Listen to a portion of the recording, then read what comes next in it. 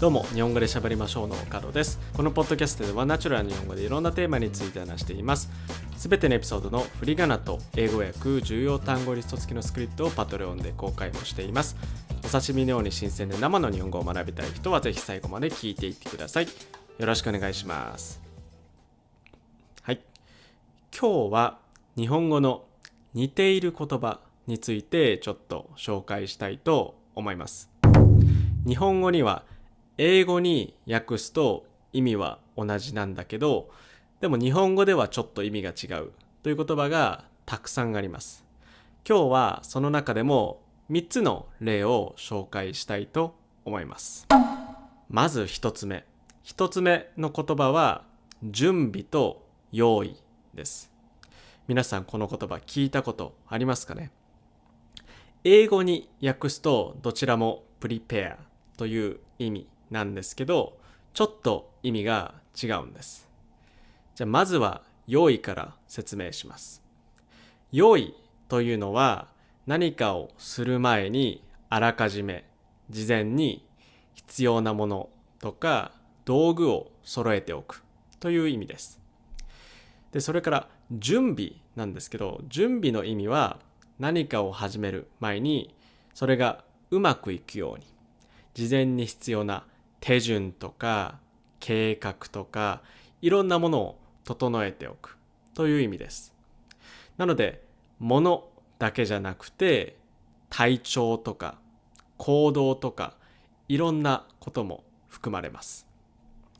例えば会議の用意をする。この場合は会議に必要な道具とか物を揃えるという意味なので、会議のための資料とか会議のための部屋を揃えておくという意味です。でも例えば会議の準備をすると言ったら、この場合は会議のために資料とか会議室とかパソコンとかプロジェクターとか、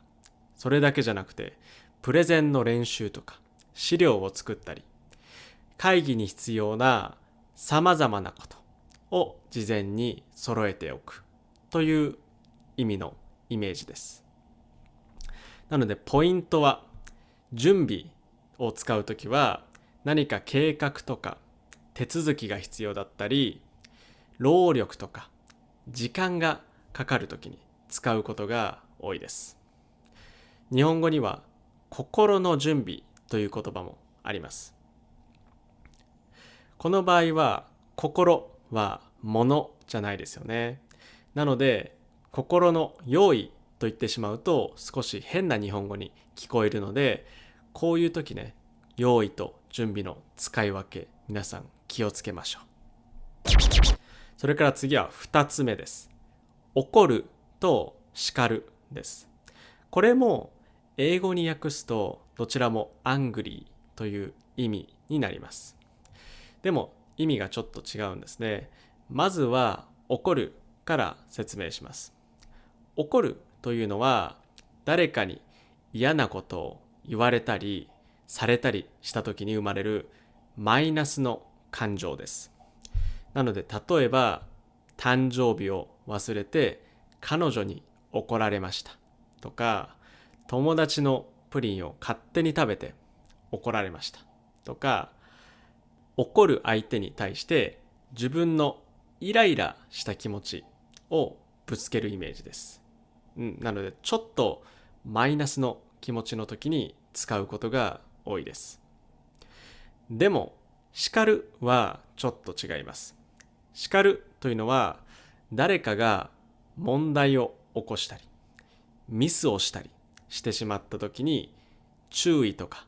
アドバイスをしてあげることです。なので例えば遅刻して先生に叱られましたとか、ゲームをしすぎてお母さんに叱られましたとか、注目したいポイントは叱る人が相手の悪いところを直してあげようという愛があるかどうかです。なので叱るときは愛がなきゃいけないんですね。それから叱るときっっていうのは注意したりアドバイスしたりするときなので、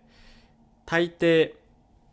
親と子供とか先生と生徒みたいに上下関係があるときに使われることが多いです。なのでね、皆さんも自分の後輩とか自分の子供とかにアドバイスしたりするときはぜひ叱るを使ってください。怒らないで愛を持って叱ってあげるようにしましょう。次ですね、3つ目は寝ると眠るです。これもね、英語に訳すとどちらもスリープという意味なんですけど、まず寝るから説明します。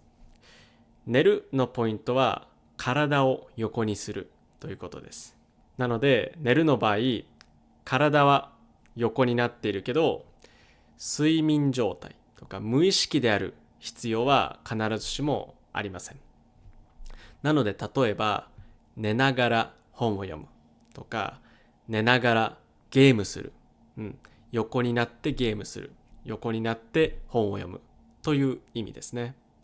それから風邪をひいて3日寝ていました、こんな風に横になっていることを表したいときによく使います。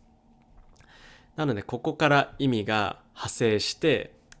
立っているものとか縦のものが横になるという意味で、髪の毛が寝ているという表現もあります。一方で眠るのポイントは目を閉じて無意識の状態になることです。なので必ずしも横にならなきゃいけないということではありません。なので日本語には居眠りという言葉があります。居眠り、これも座ったまま睡眠状態になることを表した言葉です。